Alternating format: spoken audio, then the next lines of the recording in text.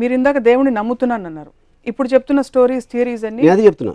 నేను దేవుడిని నమ్ముతున్నాను ఎప్పుడు చెప్పాను, ఒక సృష్టి క్రియేట్ చేసింది ఒక ఆస్పెక్ట్, కానీ ఆ సృష్టికి మనం బతుకున్న దానికి సంబంధం లేదు. అందుకని నేను బాలాజీ గుడికి వెళ్ళి కొబ్బరికాయ కొడితే నాకు వస్తుందని నేను నమ్మను. ఇప్పుడు అర్థమైంది. మీరు బ్రహ్మని నమ్ముతారు కానీ విష్ణువుని శివుడిని నమ్మరు. ఎందుకంటే బ్రహ్మ సృష్టికర్త, ఓకే, బ్రహ్మ అని పేరు పెడితే ఓకే.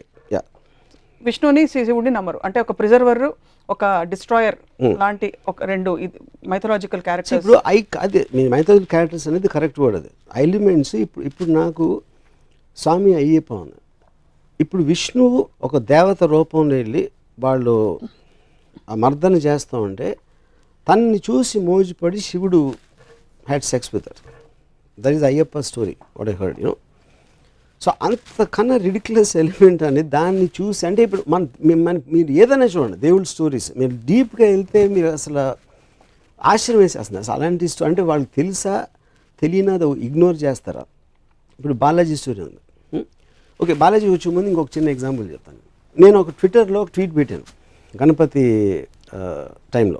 పురాణాల గురించి మనం ఎలాగో మళ్ళీ మాట్లాడతాం. ఐ థింక్ ఇట్స్ ఇన్ దేవుడు కాన్సెప్ట్ వాట్ ఐఎమ్ టాకింగ్. అంటే నేను అనేది దేవుడు అంటే ఏంటి, మనం భగవంతుడిలా కొలిచి పూజలు చేసి తన మొలాన మనకు వచ్చేస్తున్నాయి అనే దాంట్లో వాళ్ళందరి డెఫినేషన్ ఉంటుంది. అవును, బ్రహ్మ అనేది ఒక కాన్సెప్ట్, కానీ బల్క్ ఆఫ్ ద పీపుల్ దేవుడిని పూజిస్తారు, వినాయకుడిని పూజిస్తారు, బాలాజీని పూజిస్తారు, అయ్యప్పని పూజిస్తారు. So I think they are in the same category. Varma గారి అభిప్రాయం దేవుడి గురించి అంటే ఆయన ప్రపంచాన్ని సృష్టించి వదిలేశారు, ఆయన పని అయిపోయినా ఆయన మూలను కూర్చున్నారు, అంతేనా? మనం అంటే ఇప్పుడు చీమలు ఉన్నాయి, దోమలు కూడా ఉన్నాయి, గొంగుళిపూర్లు ఉన్నాయి, బొద్దింకలు ఉన్నాయి. బొద్దింకలు ఎందుకు క్రియేట్ చేశారు? మనకి జలుబిచ్చే వైరస్ని ఎందుకు క్రియేట్ చేశాడు? మనుషుని క్రియేట్ చేసాడు, ఓకే, మనకు బాగానే ఉంటుంది కాబట్టి మనకు బాగానే ఉంది. బట్ అన్నిటినీ కూడా ఆ సృష్టి క్రియేట్ చేసింది. మీరు సినిమా కానీ మనిషిగా నాకు బొద్దింకలు దోమలు ఉండటం నాకు ఇష్టం లేదు.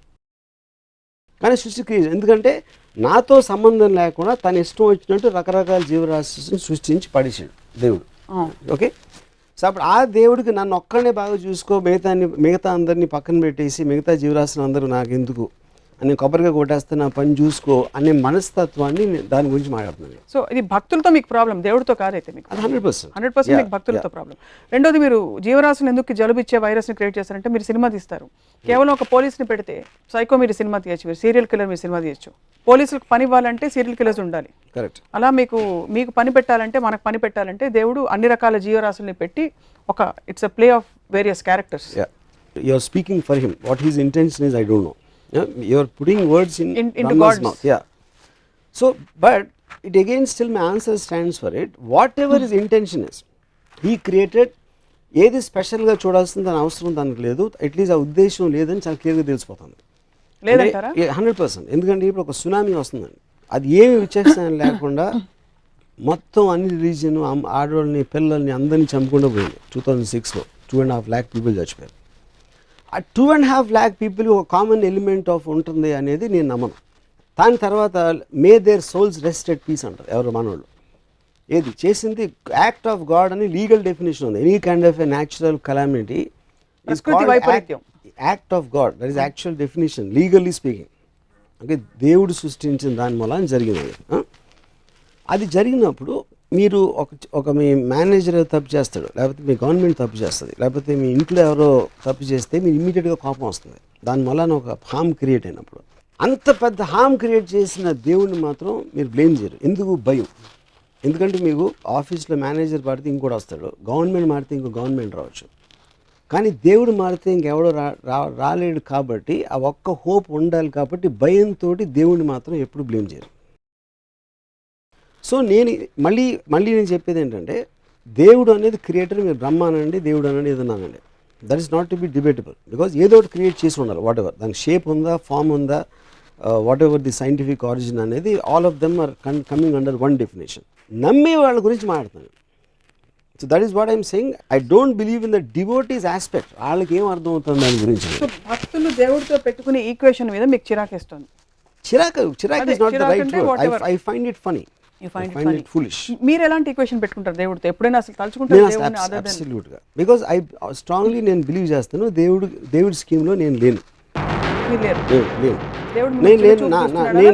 కాదు, క్వశ్చన్ అది కాదు. Is too big. అంటే ఇట్ ఎలా ఉంటుందంటే, అది ఇప్పుడు ఇక్కడ చీమలు తిరుగుతూ ఉంటాయండి.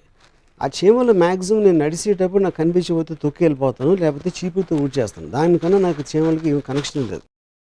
చీమ గురించి నేను ఆలోచిస్తున్నాను అనుకుంటే ఎంత మూర్ఖత్వమో, ఏ మనిషి కూడా దేవుడు నా గురించి ఆలోచన అంతే మూర్ఖత్వం. You feel God doesn't think about you. No. But I asked you, do you think about God? No, I don't think about God for the same reason. Because I am not in the scheme of things of God. నన్ను హామ్ చేసే శక్తి దేనికున్నా అది నాకు God. నాకు for example నేను ఒక ఆఫీస్లో పనిచేస్తాను. నా మేనేజర్ నా జీతం పెంచేంత ఇది ఉంటే నా మేనేజర్ నాకు దేవుడు. రేపు పొద్దున్న ఎవరో నన్ను హామ్ చేస్తే whoever is more powerful than me, they are gods. In that particular situation, in that particular situation, context లో. మరి పర్లేదు, దేవుడు మీకు చాలా యాక్చువల్లీ గొప్ప ఫిలాసఫీ. ఎందుకంటే దేవుడు మనిషి రూపంలో వచ్చి అనేక విధాలు హెల్ప్ చేస్తాడని కూడా అంటారు. సో రేపు గబుక్కుమని మీరు ఎక్కడైనా వరదల్లో చిక్కుకుపోతే మీకు ఎవరైనా బోట్ పంపిస్తే బోట్ నడిపేవాడు దేవుడు మీకు. మరి అలా చేసినోడు చాలా మంది ముంచి చంపేస్తాడు. దాని సంగతి ఏంటి? అది వాళ్ళు చూసుకుంటారు కదా. చూసుకుంటూ క్వశ్చన్ కాదు. ఇప్పుడు ఆ బిలీఫ్ తోటే మమ్మల్ని చేస్తాడన్న బిలీఫ్ తోటే అందరూ చేస్తారు. నేను అలాంటి దాంట్లో నేను టైం వేస్ట్ చేయను. నా కెపాసిటీలో నేను చేయగలిగితే చేస్తాను, కానీ ఎవడో వచ్చి ఏదో చేస్తాడు అనేది నేను నమ్మను. అది నేను చెప్పేది. చాలామంది చాలా బలమైన వారి అనుభవాలని పబ్లిక్గా చాలాసార్లు చెప్పారు, పుస్తకాలు రాశారు. దట్ నాకు దేవుడు కనిపించాడు, నేను ఇలా కోరుకుంటే ఇలా అయింది నాకు, లేకపోతే నేను ఇలాగా 7 వారాలు ఉపవాసం ఉన్న తర్వాత దేవుడు నాకు ఇలా మార్పు వచ్చింది.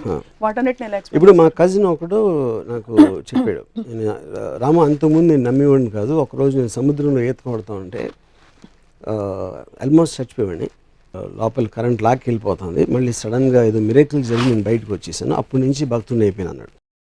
అప్పుడు నేను ఆడితే ఏమన్నానంటే, అప్పుడు వాళ్ళు నోటి దగ్గర కూడి చెడగొట్టినందుకు చేపలని నాస్తికులు అయిపోవచ్చా అన్న. ఎందుకంటే నువ్వు చచ్చిపోయింటే ఆ చేపలు నేను తినేసి, చేపలు కూడా జీవులే, అవి కూడా భగవంతుడే సృష్టించాడు. అలాంటప్పుడు నువ్వు నోటి దగ్గర కూడి తీసేసినట్టే కదా దేవుడు నేను బతికేసి.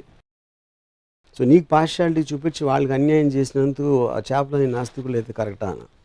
సో పాయింట్ అనేది, ఏది జరిగినా someone will benefit, someone won't benefit. మీరు తిరుపతికి వెళ్ళి నాకు ₹1,00,000 డబ్బులు కావాలి మీరు చేసేని కొబ్బరికాయ కొడితే ఆ ₹1,00,000 ఎవరు జేబు నుంచి వస్తాయి, పుట్టిరావు, అది మళ్ళీ క్రియేట్ చేయరు ఎవరు. సో ఒకటి లాభం ఇంకోటి నష్టం అవుతుంది, ఇంకోటి లాభం ఇంకోటి నష్టం అవుతుంది. So that is the order of nature and balance. బాగుంది, అంతవరకు ఓకే, కన్విన్స్డ్. ఎవరికి లాభం ఎవరికి నష్టం అనే అంశాన్ని వాట్ గవర్న్స్ ఇట్ మీ దృష్టిలో?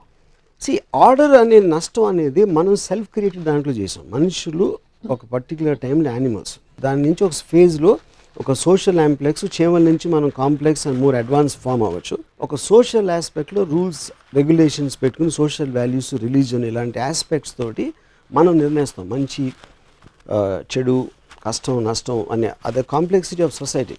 That is not directly related to God.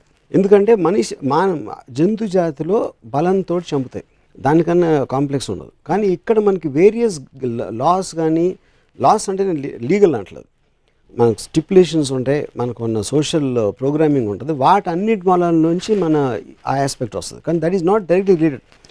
ఆ సొసైటీ మనం ఫామ్ చేసాం కాబట్టి ఇప్పుడు ఇంత అడ్వాన్స్ అయ్యాం. But I don't think that is related to God.